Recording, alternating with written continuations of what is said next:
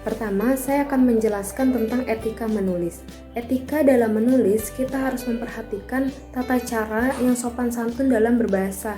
Kita harus memiliki kode-kode etik dalam menulis agar tulisan kita dapat dipahami oleh si pembaca.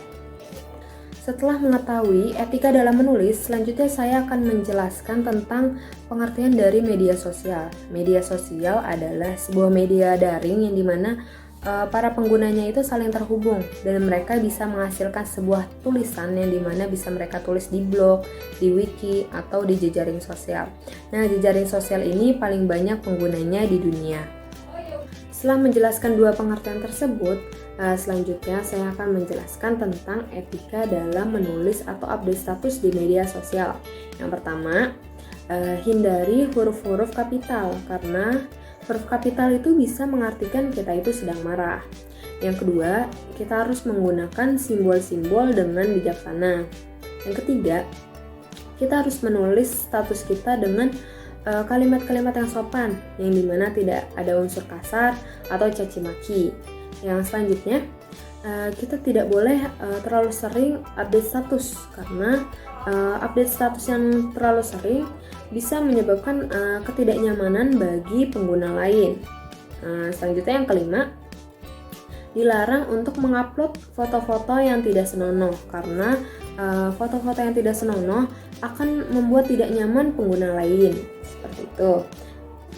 Setelah mengetahui etika dalam menulis atau update status di media sosial, selanjutnya saya akan menjelaskan tentang tata krama dalam bermedia sosial.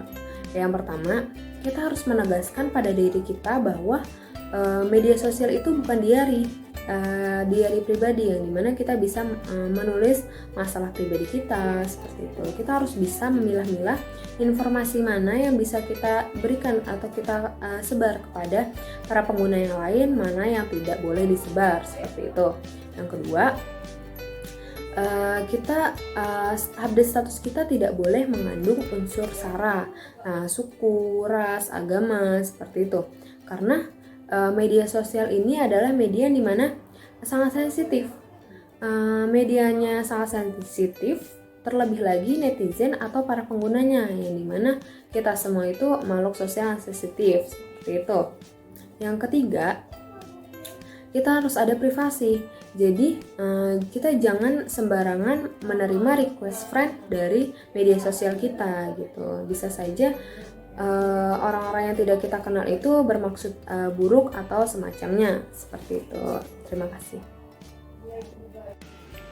Pemerintah juga membuat Undang-Undang UU ITE yaitu nomor 11 tahun 2008, ada di pasal 27 ayat 3 yang berbunyi, setiap orang dengan sengaja dan tanpa hak mendistribusikan atau mentransmisikan atau membuat informasi elektronik atau dokumen elektronik yang memiliki muatan penghinaan atau pencemaran nama baik.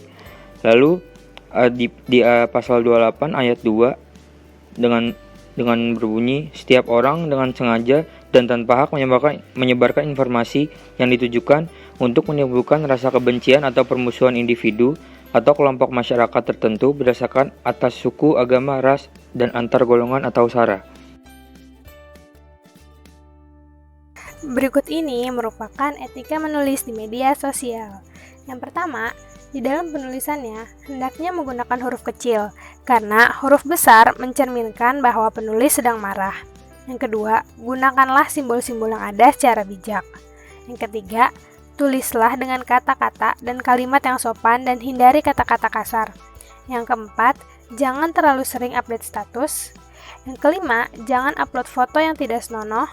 Yang keenam, gunakanlah bahasa yang enak dibaca, mudah dimengerti, dan tidak terkesan menggurui. Yang ketujuh, bersikap adil. Yang kedelapan, pilihlah teman yang baik di dalam media sosial. Yang kesembilan, kita boleh meremove atau memblokir teman-teman yang kita pandang statusnya membuat kita tidak nyaman.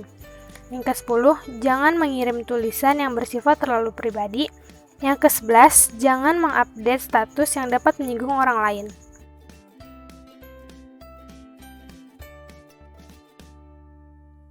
Demikianlah etika menulis yang perlu kita perhatikan sebelum menulis dan mengirimnya di media sosial. Yuk sama-sama kita cek lagi apakah kita sudah memperhatikan etika menulis di media sosial. Sekian dari kami, semoga video ini bermanfaat. Sampai jumpa.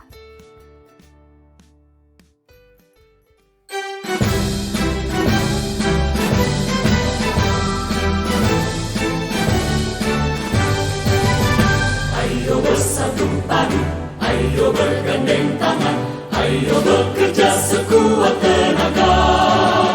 Tingkatkan persatuan, kembangkan pendidikan, agar masyarakat sejahtera.